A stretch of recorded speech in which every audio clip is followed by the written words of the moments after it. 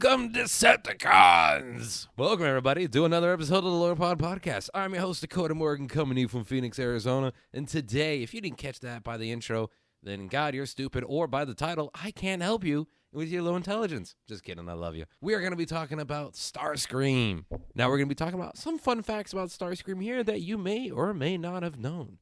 Diving right into it, though, just so you know, Starscream, of course, is the commander of the aerospace division for the Cybertronian defense back in the day before the Autobots and Decepticon war.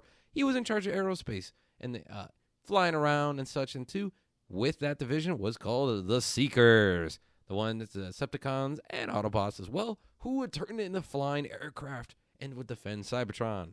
But before the war, he actually was a sarcastic asshole, but he also still was an amazing scientist, actually, and very intelligent and a good strategist as well. Now, I should say, but in this before the war, in the Cybertron games, which were the War for Cybertron and the Fall of Cybertron video games, which if you have not played that, figure out a way to play it online because they haven't, licensing has made it so it's a pain in the ass to actually play online right now. But there's ways to play it on PC, PlayStation, Xbox. If you can find a way to do that, play those games, everybody. Play those motherfucking games because they are beautiful. And in one day, we will cover War for Cybertron and Fall of Cybertron.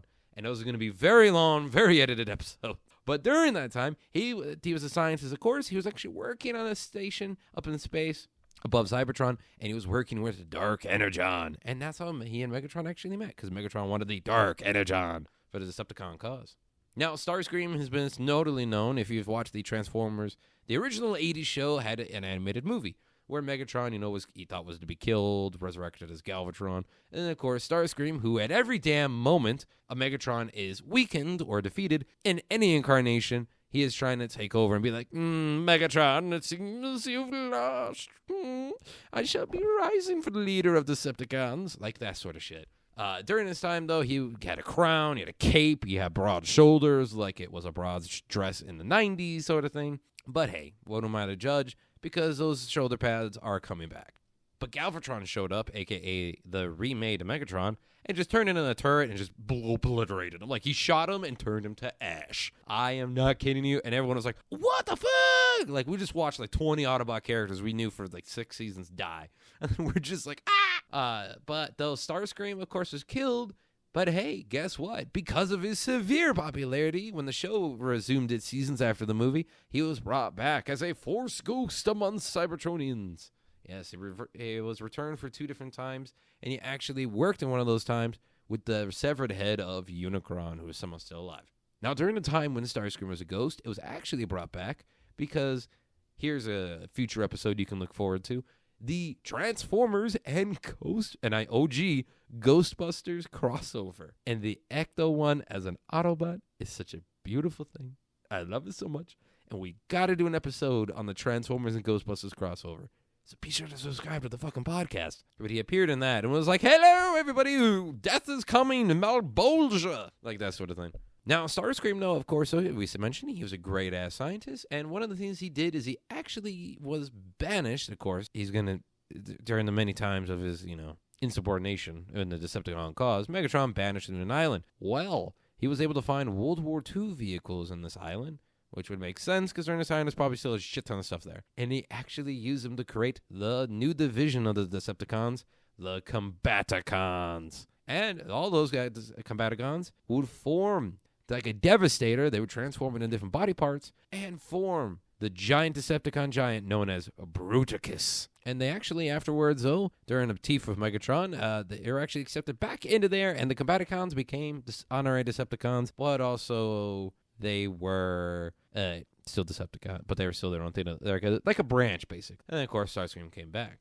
Now, during all this, though, too, Megatron, of course, throughout incarnations, or the old and new, if he's not a tank, he transforms into a gun, right? Or a flying ship, if we're looking at the Bayverse. He turned into a gun and would often shrink. Physics, I guess. His number one person who would use him, though, would be Starscream. Starscream was the main man in charge. And if you read the recent Skybound comic books, you know Megatron, psychologically abused and mentally mind-controlled Starscream to use him as a gun and to kill people and such, the Cybertronians, and made Starscream evil that way by doing that shit. It's really good. If you have not read the Skybound Transformers comic book series, currently going on right now, and it's been going on for a couple of years, read those books. And speaking of Skybound, though, a little known fact is recently he actually was combined with the Hiss Cobra tank. So Starscream was injured in a big-ass battle, and what happened was his lower half was gone. Some mercenaries found him, used a Cobra Hiss tank, which is the black vehicle with the red windows and tank treads on the bottom, and they placed him on top, tried to use bombs as a way, like a Suicide Squad his ass with bombs on there. They didn't clearly work because he's Cybertronian and they're human, and they're stupid, but they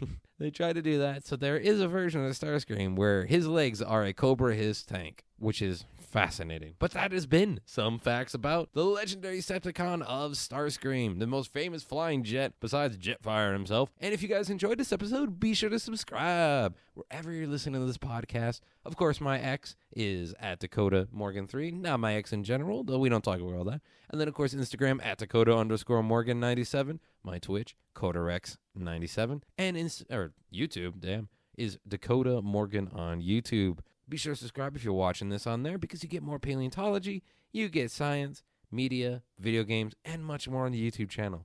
Needless to say, still creating content for y'all. All right, everybody. Now, and of course, in these wild times, also remember, stay creative.